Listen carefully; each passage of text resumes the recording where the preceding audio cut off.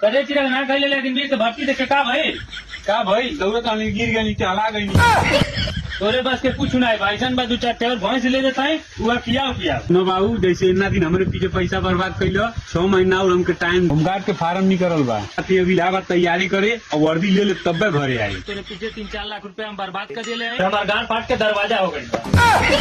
और तुम जैसे इतना कैली चल एक बार और तो चांस देता है और अपनी वर्दी ले कहिए जब इतना जिद कैले हुए तो 3-4 बीघा खेत रेहन दे देता है और अच्छे से जाके तैयारी कर काली बाबू अरे कुछ रची रखना का रे हमारे नौकरी पा गए का